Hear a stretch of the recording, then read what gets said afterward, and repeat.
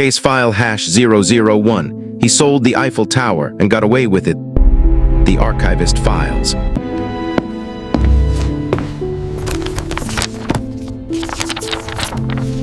Case file 1. Oh, imagine waking up one morning and receiving an invitation from the French government. Not for a ceremony, not for a business conference, but for a secret meeting. A meeting so confidential that you are instructed not to tell anyone about it. Naturally, you become curious. You arrive at a luxury hotel in Paris. Government officials are waiting. Official documents are spread across the table. The atmosphere is serious. Then one of the officials makes an announcement. The French government has decided to sell the Eiffel Tower. Not a model, not a replica, the actual Eiffel Tower. And somehow, everyone in the room believes him. One businessman becomes so convinced that he agrees to buy it.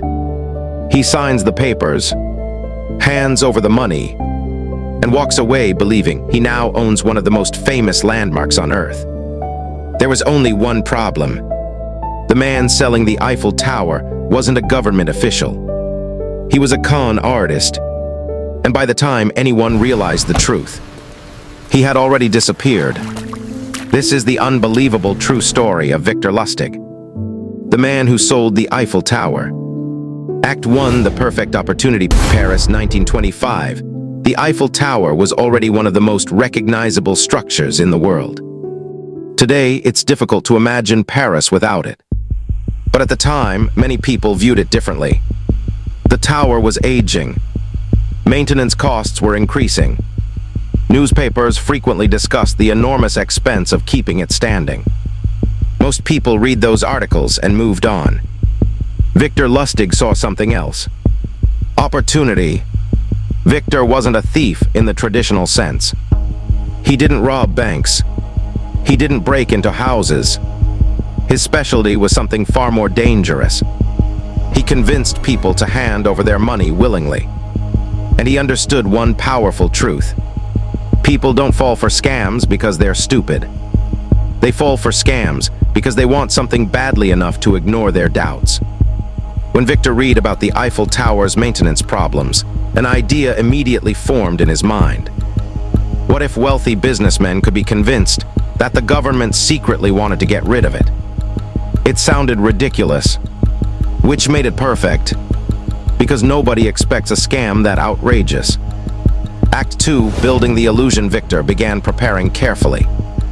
Every detail had to be flawless. He forged official government documents, created convincing letters, prepared invitations carrying government seals. Everything looked authentic. Next, he selected his targets. Not tourists, not ordinary citizens, scrap metal dealers. If the Eiffel Tower were dismantled, it would produce thousands of tons of valuable metal. Whoever secured the contract could become incredibly wealthy. Soon, several businessmen received confidential invitations. The letters claimed to come directly from the French government. The recipients were instructed to keep everything secret. That alone made the opportunity feel real. Government deals often happen behind closed doors. Secrecy felt believable. And that was exactly what Victor wanted. The businessmen arrived at one of Paris's finest hotels. Waiting for them was Victor Lustig. Dressed impeccably, confident, professional. Everything about him looked official. Then he delivered the pitch. Gentlemen, the government, he explained, had made a difficult decision. The Eiffel Tower had become too expensive to maintain. Public backlash was expected. Therefore, the sale had to remain confidential until contracts were finalized. The businessmen were stunned. This wasn't merely a business opportunity. It was the opportunity of a lifetime. Act 3, Choosing the Victim. Among the businessmen sat a man named André Poisson.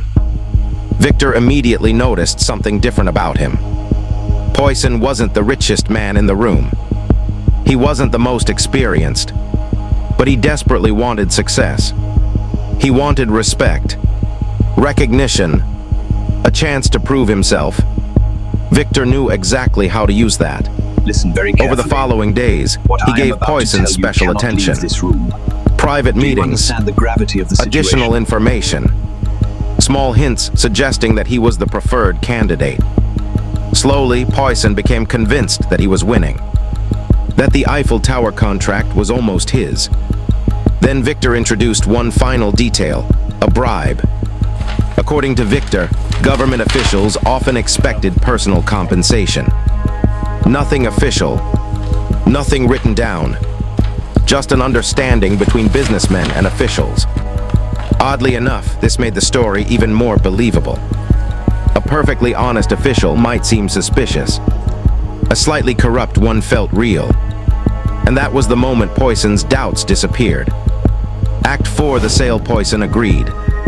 The money was transferred. The paperwork was completed. Everything appeared legitimate. Victor accepted the payment, thanked him, shook his hand, and left. Within hours, he was gone. Days passed, then weeks. The Eiffel Tower remained exactly where it had always been. No demolition crews arrived. No construction began. Nothing happened.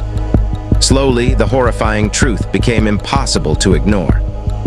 There had never been a government contract. There had never been a sale. The entire operation was a scam. Poisson had just paid a stranger for the Eiffel Tower.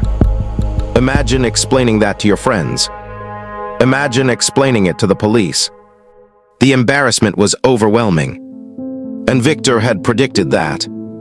He understood that victims often remain silent when humiliation is involved. For a while, it worked perfectly.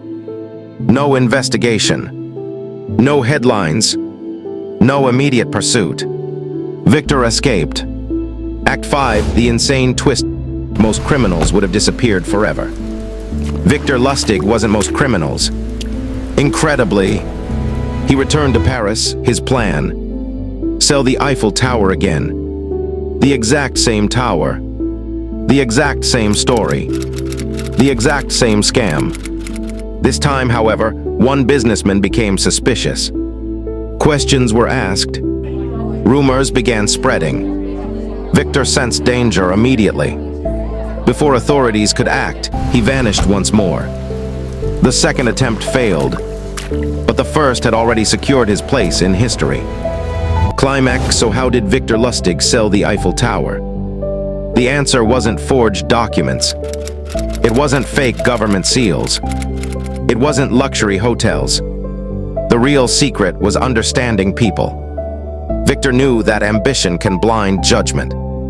He knew that exclusive opportunities make people lower their guard. And he knew that when someone wants to believe something badly enough, they often will. More than a century later, the story still sounds impossible. Yet it happened. A man convinced someone to buy the Eiffel Tower, then nearly convinced another person to buy it again. And that's why Victor Lustig remains one of the greatest con artists who ever lived.